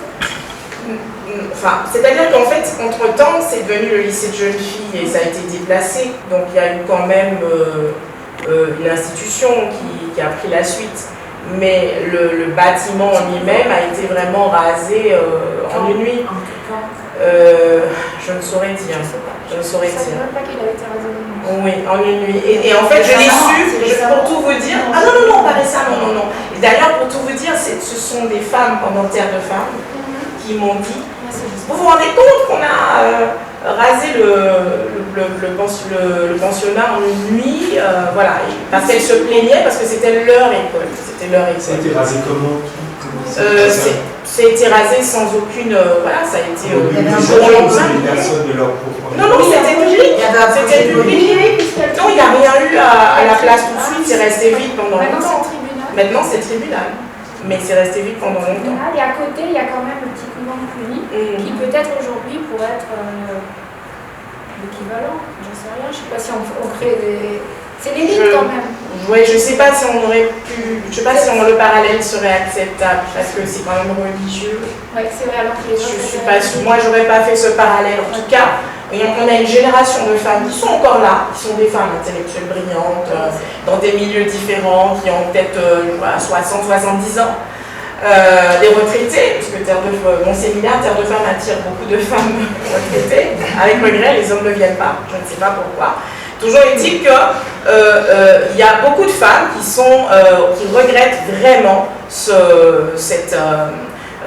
le fait qu'on n'ait eu aucune considération pour le lieu de leur apprentissage, le lieu de leur éveil intellectuel. Et qu'au contraire, le lycée Schœlcher, lui, soit préservé, que son architecture, enfin, voilà. Et donc, je pense que c'est important, mais il faut aussi contextualiser parce que, de toute façon, la Martinique, c'est une terre de pensée critique masculine. C'est une terre qui a été marquée par ses penseurs masculins. Et donc, il y a une lignée de penseurs qui aujourd'hui sont connus internationalement. Aimé Césaire, le plus charismatique, et bien sûr Édouard Glissant, les trios, le trio de la créolité, Chamoiseau, Confiant, Bernabé. Et puis en fait, de toute façon, la Martinique, c'est une terre qui n'a pas effectivement donné de place à Marie-Thérèse Longfou, mais qui n'a pas donné de place non plus à d'autres femmes, comme les sœurs Nardal, comme par exemple dernièrement, on me disait oui, Paulette Nardal, on l'associe plutôt à la chorale, alors qu'elle a quand même, voilà. Donc Paulette et Jeanne Nardal aussi sont réduites à des milieux, je dirais, des espaces domestiques et privés. Je pense que c'était un peu ça la démarche. C'est comme pour Marie-Thérèse Longfou, on la limite à ses productions de livres d'enfants et recettes de cuisine, c'est-à-dire ce qui va avec le statut de la femme. Tout simplement, le statut de femme, tout simplement. Et donc, je pense qu'il y a une sorte de lignée, et c'est vrai qu'on n'a pas la même tendance en Guadeloupe. Et ça se voit aussi dans la vie politique aussi, au niveau de la présence des femmes en politique, puisque la première parlementaire martiniquaise, c'était carrément hier, c'était 2017. Femmes. On n'a pas eu de femmes parlementaires, sénatrices ou députées au niveau national. Donc voilà, donc c'est vrai qu'il y a quand même une question en Martinique qui est spécifique à la production critique, artistique, intellectuelle. Et Marie-Thérèse Longfou, c'est dans ce contexte qu'on va la situer, parce qu'il faut qu'on arrive d'une part à valoriser son travail artistique, et d'autre part aussi à valoriser son travail intellectuel, puisqu'elle a été à l'origine, comme tu l'as dit, du manifeste pour la créolité. Précurseur de la créolité, effectivement, encore on n'en parle pas. Ce qui est assez étonnant dans la Caraïbe, c'est qu'il faudrait étudier de près. On voit bien qu'il y a un peu le même phénomène ailleurs. Je pensais à la Barbade avec Wild Gulch, c'est son nom, qui a été aussi une femme qui a porté qui a été précurseur, une femme blanche, qui a été précurseur à la Barbade et qui a formé les jeunes femmes, et qui a eu un rôle moteur. Moi, ce qui m'étonne en fait dans toutes ces femmes, c'est que de leur temps surtout, tu me parlais de commande publique, etc., mais ça va au-delà parce qu'on voit bien avec ce que j'ai montré que elles étaient surtout des leaders. Ça devait être juste insupportable pour les hommes. Quand on voit Charlotte Casse, elle est partout, c'est elle qui incarne la société des artistes antillais, on le voit avec Marie-Thérèse Longfou, elle n'est pas en retrait. Dans son temps, elle n'est pas en train de faire la cuisine, elle est présidente fondatrice elle est partout, c'est elle. Je pense que voilà, c'est tout à fait conscient de l'exclure de cette histoire-là parce qu'elle était trop présente. Elle est dans le carnaval, voilà. Et donc c'est intéressant de voir qu'aujourd'hui, ceux qui écrivent sur elle vont ne parler que de ses livres de cuisine et ses contes pour enfants, parce qu'ils sont bien conscients au moment où ils ont vécu qu'elle a joué un rôle moteur et dérangeant. Voilà. Et c'est ça qu'il faut peut-être percevoir. Il y a quelque chose là qui n'est pas juste de l'ordre de la commande publique, de choses comme ça, c'est beaucoup plus profond. Ou alors les billets, mais ça il faut creuser les billets. Mais il faut quand même Après, penser. ça veut dire que si elle a des commandes publiques, notamment, elle a aussi une commande pour la Guadeloupe. Ça se passe super mal d'ailleurs. Il faut creuser ça parce qu'il y a des conflits. Bon, ça, c'est les archives qui nous racontent des petites anecdotes comme ça, mais qui montrent que c'est un monde tendu. Ça veut dire que depuis la colonie, depuis la France, parce qu'une commande publique, ça dépasse. Ça veut dire qu'elle est considérée aux yeux de tous comme celle qui va avoir la commande publique et celle qui va faire les billets de banque. Ce qui doit juste être un peu enrageant pour tous ces artistes, pour tous ces mouvements artistiques qui naissent avec l'atelier 45 et après, que ce soit Marie-Thérèse Lefou, elle a fait les beaux-arts, c'est encore une assimilée. Elle nous dit la créolité, machin truc, mais elle vient de l'école des beaux-arts, c'est une... En plus, elle est claire de peau, parce que ça peut jouer. Oui, elle est claire de peau. Le coloris. Il y a le coloris. C'est possible que, voilà, il y a... C'est pas des artistes qui étaient secondaires, c'est des artistes qui étaient vraiment... qui jouaient qui étaient au devant de la scène. Donc je pense que la réflexion est plutôt là. Et ça touche vraiment l'écriture de l'histoire de l'art.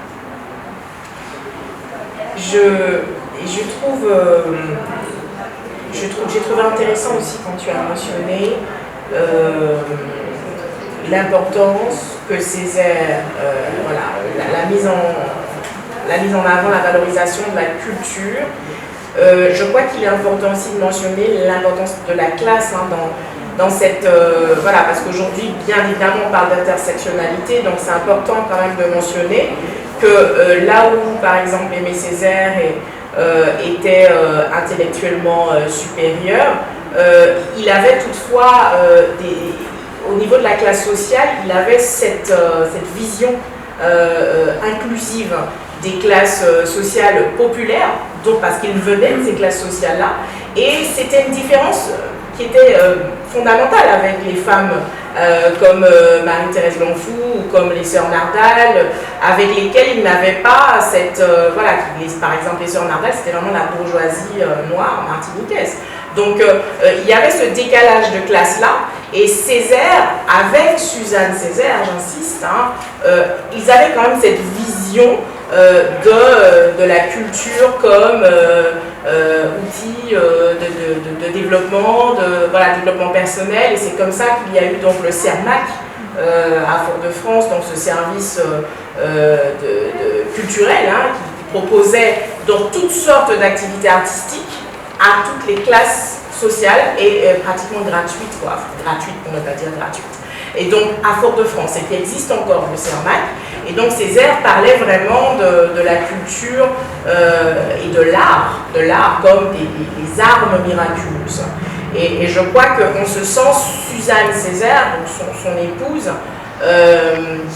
avait aussi cette vision-là quand elle a développé sa notion donc, de cannibalisme esthétique, qui permet donc de transcender les traumas qui ont été hérités de la période esclavagiste, également transcender et dépasser l'art par l'art, c'est-à-dire l'art colonial, et donc le renverser et le cannibaliser.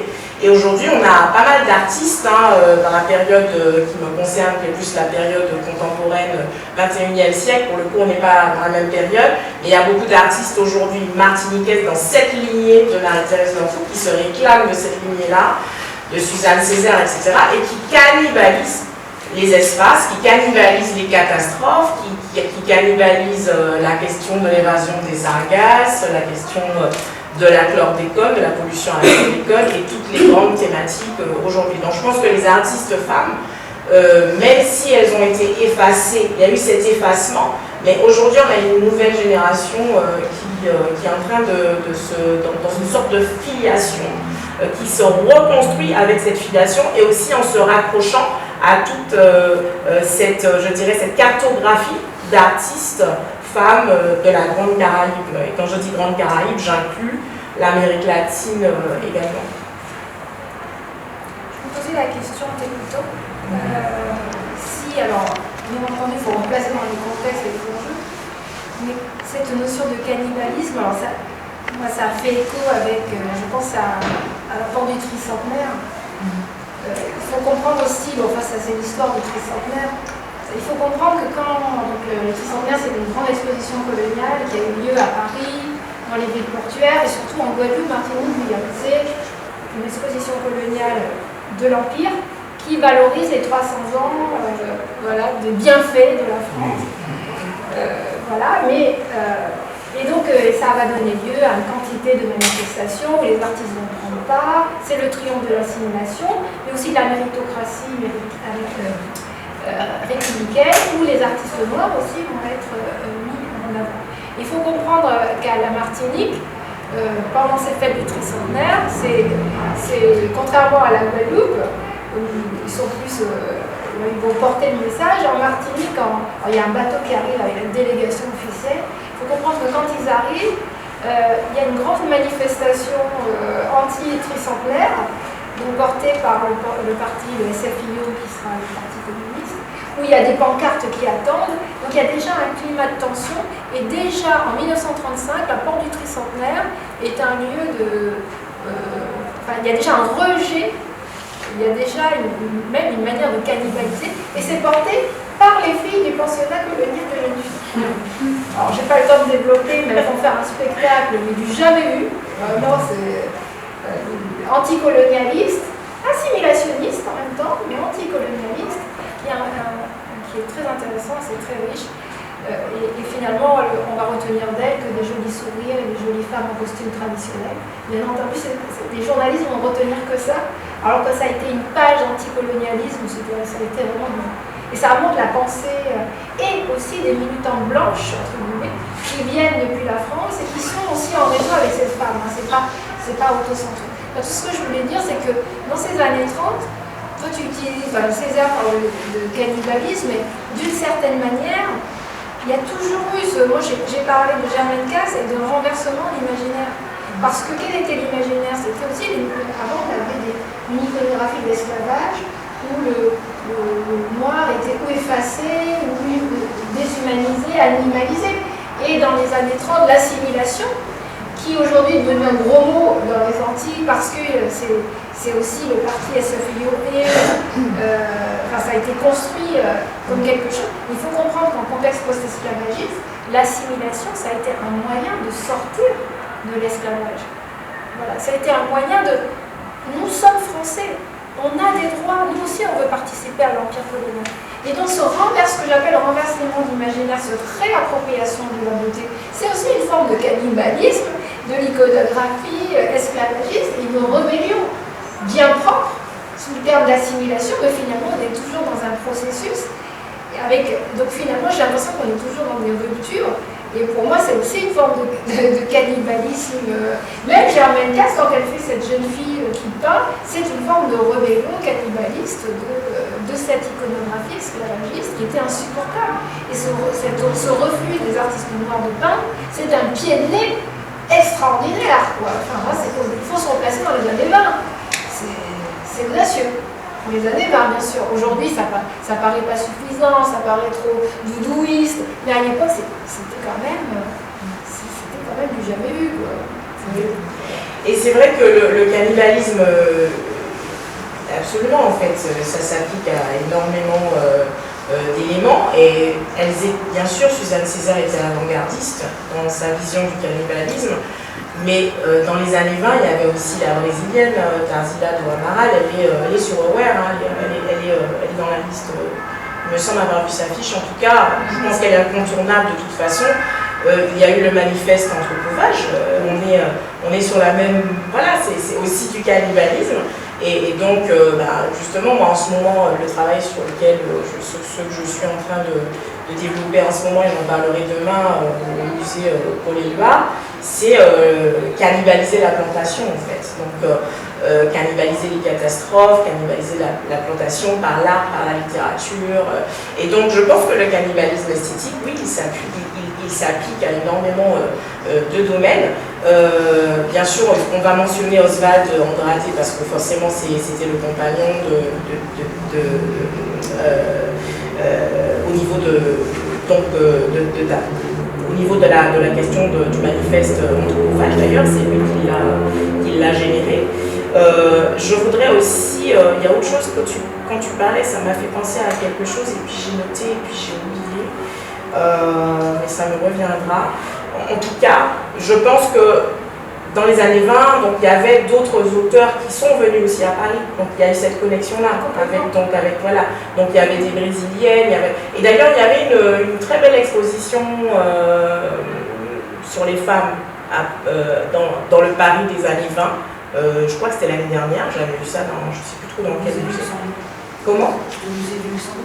Voilà, exactement, très très belle exposition, et on parle à la fois des sœurs Nardal, voilà, et donc il y a énormément de connexions, je dirais, dans cette pensée critique, artistique, intellectuelle qui a été générée dans les années 20 et jusqu'à maintenant. Ah oui, voilà ce que je voulais dire. Dans la partie, quand tu as parlé du tricentenaire, ça m'a fait penser aussi à Joséphine, parce qu'on a cette statue de Joséphine qui aujourd'hui est totalement effacée, mais avant, sans sa tête, elle faisait le tour du monde, parce qu'elle avait justement la tête coupée, elle avait déjà été cannibalisée, elle avait déjà été excentrée, marginalisée par Aimé Césaire, qui l'avait sortie de son piédestal au cœur de sa vanne pour la mettre sur le côté. Et en plus, il y avait des performeuses qui venaient performer, la fouetter, voilà, elle avait des performances un peu totalement vraiment surréalistes autour de cette statue qui faisait le tour du monde. Et puis il y avait aussi c'était comme un palimpseste finalement, une réécriture à chaque fois des différentes couches de mémoire, puisque quand il y avait les gilets jaunes, Joséphine avait son gilet jaune, quand il y avait les problèmes avec la poste, elle avait une boîte en carton sur la tête, donc voilà, donc Joséphine c'était, et aujourd'hui Joséphine n'est plus là, et je vous assure que pour moi ça a été très, et pour une bonne partie de la population martiniquaise, on était très attachés à Joséphine sans sa tête. Personne ne sait où est passée sa tête, mais il y avait déjà une démarche de toute façon de cannibalisme par la population, par Césaire d'abord et ensuite par la population qui s'était approprié cette statue en faisant un palimpseste mémoriel. Non mais c'était incroyable. Oui, c'était génial. Oui, c'était incroyable. C'était un acte super. Elle était super tête, c'était fort. En plus, il y avait le sang qui coulait, il y avait le sang qui giclait. Enfin, c'était extraordinaire. Elle avait été, on C'est avait peut-être une même. Simplement pour préciser, c'est la statue de Joséphine de Beauharnais. Oui, c'est ça, c'est pas Joséphine Guetta. Oui, non, pas Joséphine Guetta, Joséphine de Beauharnais, c'est proche du femme de Napoléon. C'était de la Martinique. C'est ça. Mais on voit bien que l'effacement, justement le déboulonnage qui est un effacement, maintenant il y a quoi? Rien. Je crois qu'ils ont fait une espèce d'endroit où ils font comment ça s'appelle, la culture Non, en fait, ça a déjà disparu. Ah oui. Et pour tout vous dire, en fait, ils ont fait cet endroit simplement parce que nous avons critiqué, dans l'association La Fabrique décoloniale, nous avons rédigé des textes pour critiquer cet effacement et demander qu'est-ce qu'il y a maintenant. Et donc, ils ont donc proposé un petit bac avec des cultures qui ont déjà disparu depuis longtemps. Donc c'est bel et bien un effacement, ouais. Un bac avec des cultures. Donc il y a vraiment eu un effacement et finalement ce n'est pas pédagogique non plus pour les futures générations. Et c'est pour ça que je pense que c'est important aujourd'hui. Ce n'est pas un discours qui est entendu par une certaine partie de la population. Mais c'est important aujourd'hui que les futures générations puissent quand même s'approprier les différents espaces. Et puis, je pense que la pratique du cannibalisme était quand même une pratique très intelligente quand on y pense, puisque c'était simplement encadrer ces œuvres-là par d'autres œuvres. Et la porte du tricentenaire, dont Christelle a parlé, eh bien, elle était déjà, au moment où les activistes allaient la détruire, parce qu'ils allaient aussi la détruire, eh bien, on a produit un texte pour expliquer que derrière cette porte, sur le côté, il y avait déjà une fresque donc, de Coco René Corail, qui est le même qui a fait la négresse marron, qui a fait la statue de la négresse marron aussi à Trenel, et que cette fresque-là représentait des Amérindiens lançant des pierres. Enfin, on a fait toute une analyse artistique sur ce travail, et puis il y a eu aussi une association, Christelle est allée, voilà, qui a fait une conférence pour expliquer. C'est ça. Ça a plutôt fonctionné. Oui, bien sûr. Parce que ça les a fait reculer. Puis c'est vrai qu'en plus, c'était un lieu où, socialement, c'était un lieu très dégradé, parce qu'il y a un abandon de cet espace. Donc malheureusement, voilà, c'est beaucoup de SDF. Ça veut dire l'enlever, c'est aussi enlever le lieu de vie d'une population qui était abandonnée.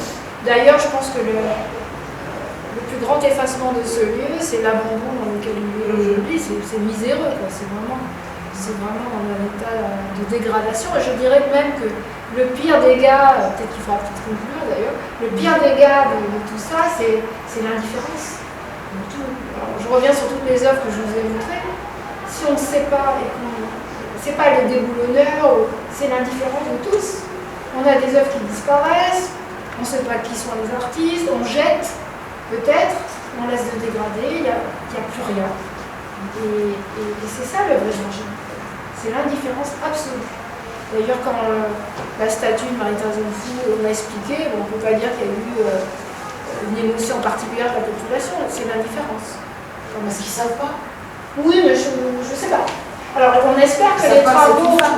Oui, on espère que les travaux ont amené à comprendre et découvrir l'importance de sauver d'éducation.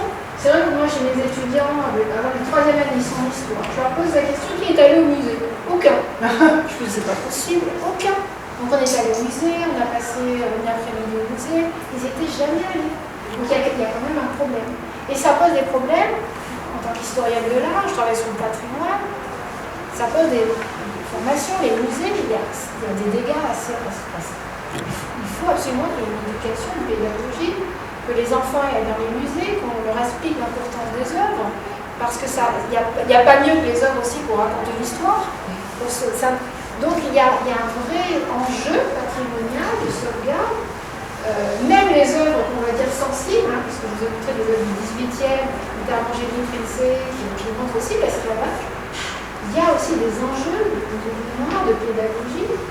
Et le plus grand danger, je vous dis, c'est l'effacement. C'est l'oubli. Combien d'œuvres ont disparu aujourd'hui? Henri Gabriel, si vraiment je ne l'avais pas trouvé dans une archive, tout le monde s'en fiche. On n'a plus d'œuvres d'Henri Gabriel. C'est quand même le premier peintre noir. Oui. Quel musée? Tu les as emmenés au musée.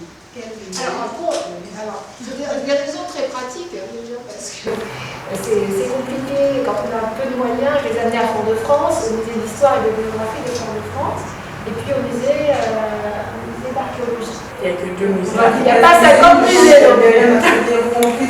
Oui, j'avais compris la question. Non, voilà. Il y a la 7e qui doit faire un musée. Oui, il y a toujours un projet depuis. Oui, ça fait longtemps. Ça fait longtemps. Oui. Quel musée? Voilà, quel musée et quel discours on a dans les musées d'aujourd'hui? Ça peut, je ne veux pas parler à haute voix de choses fâcheuses, mais c'est la réalité. C'est-à-dire que ça passe par les jeunes, ça c'est pas le. Ça c'est un autre problème, mais c'est aussi qu'est-ce que fait la Martinique en termes de musée. Et je pense que peut-être connaître cette histoire de l'art et voir l'origine aussi des blocages des musées. Parce qu'on reproduit, on est toujours dans des cercles infernaux liés à l'histoire, à ces blocages et ces musées. Il y a eu des musées, il y a eu un à Saint-Pierre qui a complètement périclité parce qu'il n'a pas été, là on est au 19e siècle, on est en 1850, il y avait un musée avec quelques pièces artistiques, mais surtout un musée commercial, ça capote. Les années 30, il y a un personnage qui s'appelle Théodore Boll, qui d'ailleurs est maintenant considéré comme une crapule. Je sais qu'il est menacé de déboulonnage, alors que ça a été quelqu'un qui s'est battu pour le patrimoine martiniquais et qui s'est battu pour qu'il y ait un musée d'art contemporain de l'époque, bien entendu, qui a passé toute sa vie à se battre pour ça. Voilà. Et on voit, il n'a jamais eu satisfaction. Il y a eu un musée à la Chambre de commerce, personne ne le connaît, bien entendu. Il a tout fait, il a fait des résidences d'artistes, c'est lui qui a porté, c'était le critique d'art. Aujourd'hui, on l'a effacé, on ne veut plus entendre parler de lui parce qu'il a prôné l'assimilation. Où va-t-on comme ça? Il faut comprendre que 90% des gens, enfin 98% des gens à ce moment-là croyaient à l'assimilation. Est-ce qu'on doit goûter Schulcheriste? Donc c'est très compliqué. C'est-à-dire qu'aujourd'hui, il ne s'agit pas de revaloriser ou remettre dans le bout du jour l'assimilation, pas du tout ça. Mais juste voir cette temporalité, comprendre les mécanismes, comprendre les blocages, les rejets, ce que les gens croyaient, pensaient à un moment donné, pas faire d'anachronisme, pour regarder les enjeux du moment. Et voilà, donc je pense qu'il y a d'énormes blocages sur l'histoire des musées. L'histoire des musées, la Martinique est très jeune, cette conscience, et ça pose problème. Et quelle histoire on a envie de raconter de la Martinique? On voit bien que c'est très conflictuel, parce que finalement on n'aboutit jamais à un projet véritablement. Je pense que tout le monde met son grain de sel. Alors peut-être qu'on veut valoriser aussi que l'art contemporain, ça je sais, que les pièces coloniales, c'est très tabou, très sensible. Voilà, je sais que en tant qu'historienne de l'art, j'ai aussi des difficultés à pouvoir entrer dans les musées, à travailler sur les collections. Là, tout ce que je vous ai dit, c'est parce que je suis allée dans la presse, parce que je vais dans les salles des ventes virtuelles et je récupère les tableaux. Mais ça, c'est parce que je fais cet effort. Et si je devais travailler, je ne vais pas le dire, mais si je devais travailler vraiment avec, depuis vraiment la Martinique, j'ai des blocages, j'ai des portes fermées. C'est-à-dire que même moi qui travaille sur ce patrimoine colonial, on me pose la question, mais pourquoi tu fais ça? Tu fais l'histoire des béquets, pourquoi tu veux parler d'assimilation? Cette période, quelle horreur, on n'en parle plus. Je détruis un peu la construction qui a été faite, et ça pose problème, et je vois le blocage au quotidien. Voilà, c'est très très dur. Donc oui, les musées, il y a un gros problème, mais il vaut mieux quand même les arts musées au musée, malgré tout, parce qu'il y a de belles collections, il y a quand même une vraie politique, et une vraie politique d'achat de collections, il y a vraiment des super. Je sais qu'il y en a dans les annexes, mais j'ai jamais pu voir.